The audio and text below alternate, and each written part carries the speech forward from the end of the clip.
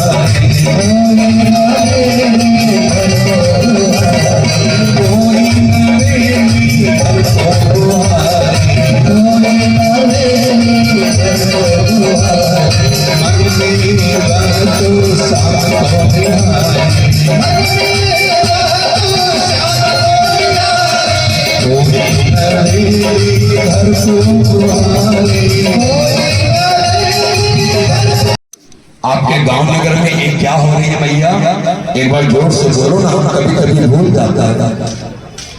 क्या हो रही है भैया? भागवत हो रही है। भगवान का निवास का नाम है भागवत भैया। भगवान का उपदेश का नाम है भागवत। आप भागवत हैं, हम भागवत हैं।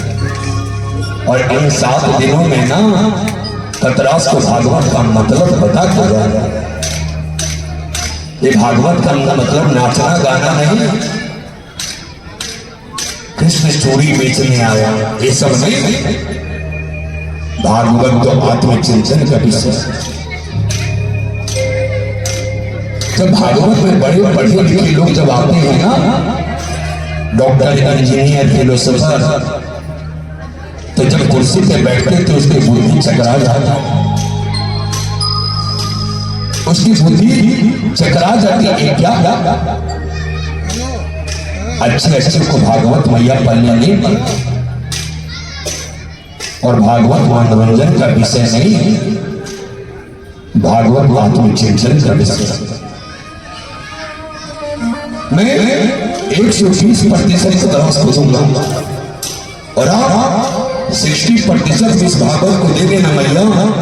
आपका जीवन न बदल जाए तो मैं भागवत करना छोड़ दूंगा। ये भागवत जी के बल से बता रहा। भागवत बड़ी ऊंची चीज है भैया, बहुत ऊंची चीज। एक कल को वृक्ष के नीचे बैठे हैं, ये जो पंडाल है ना, श्री बाबा के चरणों में बैठ करके, अनंत बलवंत श्री हनुमान जी के चरणों में बैठ के, कतरी नदी के तट पे बैठ के जो हम सुन रहे हैं, एक कल्प वृक्ष है। और कल्प वृक्ष में जो मांगेंगे ना वही मिलेगा। लेकिन भागवत का कल्प वृक्ष ऐसा है भैया, मेरे भागवत वही देंगे जो आपके हित में हो। और एक बात बोलो, भगवान से तो कभी कुछ मांगो मत। मांगते हैं तो हम धोखे में रहते हैं जी। भगवान हमारी बेटी की शादी नहीं हो रही है, जरा सुंदर वर दे देना, सुंदर वर सुंदर घर। भगवान मेरा मकान नहीं बना, मकान बनवा देना। बेटे को नौकरी लगा है, बेटी जॉब में नहीं है, नौकरी लगा देना। भागवत सुनेंगे भैया, भागवत पढ़ेंगे ना तो अपने आप वो सब होगी।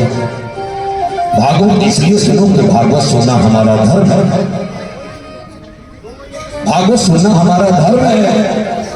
और भागवत की जब शरणागति ले लेंगे ना तो फिर आपको भगवान से कभी कुछ मांगने की जरूरत नहीं पड़ेगी। और भगवान से कभी कुछ मांगो नहीं, मांगना है ना तो भगवान से भगवान को मांगो। और भगवान को मांग लेने तो सब कुछ आपके पास आ जाएगा।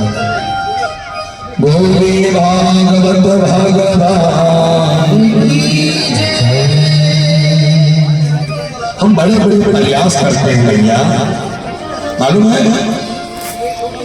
हरे राम राम राम हरे हरे, हरे कृष्ण कृष्ण कृष्ण हरे हरे। ओम नमः शिवाय, ओम नमः शिवाय, नमः शिवाय, नमः शिवाय, नमः शिवाय। जय माता दी, जय माता दी, जय माता दी। नाम जपते हैं, माला करते हैं, भागवत सुनते क्यों? मृत्यु के समय हमारे मुख से भगवान का नाम निकले, लेकिन उसी समय भैया, उसी समय ना एक कंठ अवरुद्ध हो जाता है। तो बाबू बात करना तो चले जाओ। देखो भैया, हम लोग भागवत करने वाले, हमारे साथ बाज वाले को भी अपने शरीर पे अंकुश नहीं है, जो कि रोज भागवत करते हैं, आज यहाँ कल वहां परसों। और आप लोग तो साल में एक बार दो बार भागवत मिलता है, तो शरीर कहां चला जाता ध्यान?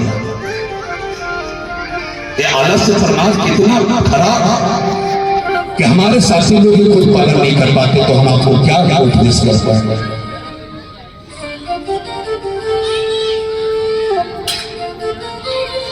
उसी समय हमारे मुख से भगवान का नाम नहीं निकलता, एक कंठ अवरुद्ध हो जाता है।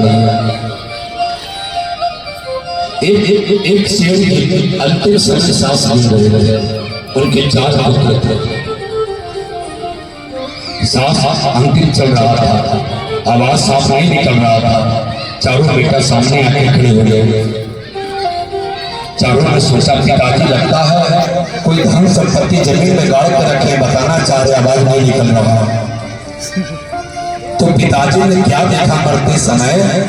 एक गाय का बछिया ना 20 रुपया का झाड़ू को चबा रहा था। तो वही बछिया झाड़ू के बारे में बोल रहे थे कि अरे 20 रुपया का झाड़ू वो गाय का बछिया चबा रहा, उसे छुड़ाओ, बचाओ। लेकिन आवाज नहीं निकल रहा, कंठ अवरुद्ध हो गया मरते समय।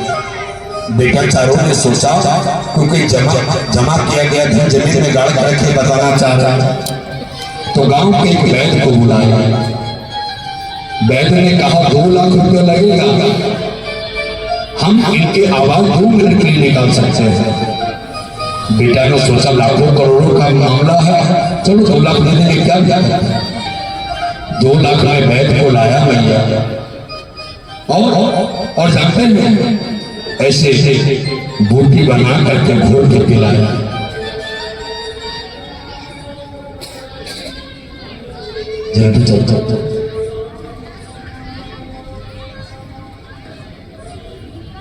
तो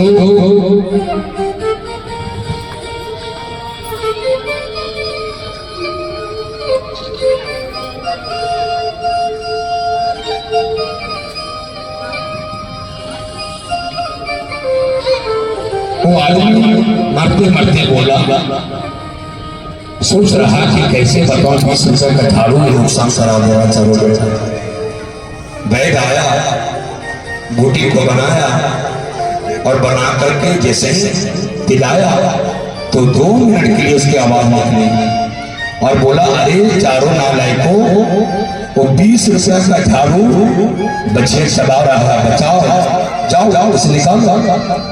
और वो आदमी मरते मरते भी भगवान का नाम नहीं ले रहा, झाड़ू बच्चिया, झाड़ू बच्चिया, झाड़ू बच्चिया करते करते मर।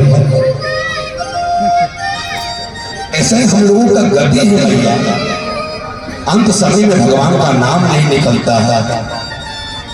भीष्म बोले, मैं कितना भाग्यशाली हूं, मेरा बड़ा प्रारब्ध है। साक्षात मुरली मनोहर मेरा गोविंद मृत्यु के समय मेरी आंखों के सामने खड़े हैं। ऐसी सुंदर मृत्यु को छोड़कर कोई क्यों जीना चाहेगा भैया। और भीष्म ने अपलक नेत्र से कृष्ण को देखा और देखते देखते अपने पंच भौतिक शरीर को त्याग दिया। भीष्म से मृत्यु के पश्चात पांडव रोने लगे, हमारे पितामह चले गए। गोविंद ने कहा, सुनो, रोना नहीं चाहिए, ऐसे महापुरुष के लिए रोना क्यों, मेरे नाम का कीर्तन करो। और बार बार प्रभु ने पांडवों को सुंदर शिक्षा प्रदान की। विश्व पितामह इनका 12 भागवत में नाम है और 12 जो भागवत है उसमें एक नाम विश्व पितामह का आता है। उसकी मृत्यु के उपरांत अंतिम संस्कार पूरे गए, पांडव के सामने मेरे गोविंद बैठे हैं। पांडव से बोले, आप लोगों का वनवास पूरा हो गया, आप हस्तिनापुर के राजा बने, राजगद्दी मिली, समाज में आप लोगों की प्रतिष्ठा बढ़ी है। युधिष्ठिर भैया, भीम भैया, अर्जुन, नकुल, सहदेव, अब मेरी कामना है, मुझे द्वारका जाने की अनुमति प्रदान करिए। मैं अब द्वारका जाना चाहता हूँ। पांडव बोले, गोपाल, आप जाने को कहते हो ना, तो लगता है प्राण हमारे निकल जाएंगे, लेकिन हमारी वजह से द्वारका वासियों को तकलीफ हो, ये हम नहीं चाहते। इसलिए प्रभु के जाने की अनुमति प्रदान। और युधिष्ठिर ने कृष्ण के हृदय से लगाया। अर्जुन से कहा, तुम कृष्ण की सुरक्षा करते हुए जाना। अर्जुन समझ गए कि युधिष्ठिर भैया के कन्हैया के प्रति प्रेम का वात्सल्य भाव है। इनको चिंता है कहीं चोर डाकू जंगल में कन्हैया की सामग्री न लूट ले, ये डर है। इसलिए युधिष्ठिर जी ने अर्जुन को साथ भेजा कि जाओ कृष्ण को द्वारका प्रस्थान कर रहे, साथ में पहुंचा चलते हैं। अपने अपने महलों के अटारियों पे खड़े होकर के आज द्वारकाधीश की सभी नर नारियां भगवान के स्वागत के लिए खड़े हैं भैया। सभी हस्तिनापुर की नर नारियां फूलों की वर्षा देकर के भगवान को विदाई दे रहे हैं हस्तिनापुर से। श्री कृष्ण ने बुजुर्गों को प्रणाम किया, साथियों को गले से लगाया। उद्धव आदि सब कृष्ण के साथ है और अर्जुन भी भगवान श्री कृष्ण के साथ जा रहे हैं। जंगल पार कराने के लिए कहीं कन्हैया को कोई चोट आकर न लूटे। और आज द्वारकाधीश जैसे ही कुछ पता चला ना, आज द्वारका वासियों को पता चला कि द्वारकाधीश कन्हैया आ रहे हैं, पांडव को विजय से विदा कर मेरे गोविंद जैसे प्रवेश किए द्वारका में मैया, पूरे रास्ते में फूलों की वर्षा की गई, जगह जगह द्वार सजाए गए। और आज माता देवी की बड़ी प्रसन्न है। क्यों प्रसन्न है? मेरा गोपाल पांडव श्री को विजय से दिलाकर आ रहा है। आसपास के जितने भी सेनापति सैनिक थे, वीर निषाद, सबसे भगवान ने पूछा मेरी गैर मौजूदगी में कोई तकलीफ तो नहीं था, कोई कष्ट तो नहीं था? सभी द्वारका के सभी नगरवासियों ने कहा और कुछ नहीं प्रभु, आपका दर्शन नहीं हो पा रहा था, बस यही कष्ट था, आपका दर्शन नहीं मिल पा रहा था। भगवान बोले अब मैं आ गया है, कोई कष्ट हो तो मुझसे कहना। भगवान द्वारकाधीश अपने महल में प्रवेश करते हैं भैया, और प्रवेश करते ही गोविंद ने अपने माता पिता के चरणों में प्रणाम किया सजा करके, देवकी मैया को प्रणाम किया, रोहिणी माता के चरणों में सजा करके प्रणाम किया, अपने पिता वसुदेव के चरणों में सजा करके प्रणाम किया। एक खतरास की मैया मालूम है,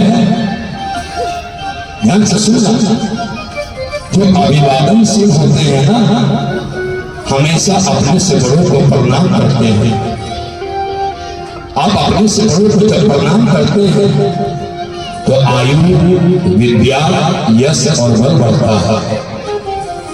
आज जब हम कथा विश्राम करें भैया, तो सभी माताएं अपने पति को जाकर प्रणाम करना, अपने सास ससुर दादा दादा नाना नानी को प्रणाम करना। जब आप प्रणाम जाकर के घर में करेंगे ना, आपको कितना आत्म सुख मिलेगा कि दादा दादी बोलेंगे आज मेरा बेटा भागवत सुन कर क्या है। भगवान करेगा त्रास बाजार में इसकी भागवत बराबर। आज का आपको हम होमवर्क दे रहे हैं, एक कथा का फल कब मिलेगा? जब आप यहाँ से जाए तो घर जाने के बाद अपने माता पिता सास ससुर पति को जाकर प्रणाम करो, और जो अपने से बड़ों को प्रणाम करते हैं उम्र बढ़ता है, विद्या बढ़ता है, यश बढ़ता और बल बढ़ता है। जो हमसे हमारे बुजुर्ग हैं, माता पिता बाबा, उन सबको प्रणाम करना चाहिए। मालूम है प्रणाम कैसे किया जाता है भैया? अगर आपसे कोई छोटा है और आपको प्रणाम कर रहा है तो बोलिए आयुष्मान भवा, चिरंजीवी भवा, तुम्हारा उम्र बढ़े। आपसे कोई बड़ा है और आपका सम्मान करता, आपको प्रणाम करता है और उम्र में आपसे बड़ी है, तो आप बोलिए उसे कृष्ण भक्ति अस्तु, दिनों दिन कृष्ण भक्ति और बढ़े। और कोई सुहागन माताएं आपको प्रणाम करती है तो उनको बोलिए अखंड सौभाग्यवती भवा, अखंड सौभाग्यवती भवा, अखंड सौभाग्यवती। इसके लिए भी मिला है भैया, इसके लिए भी प्यारी जरा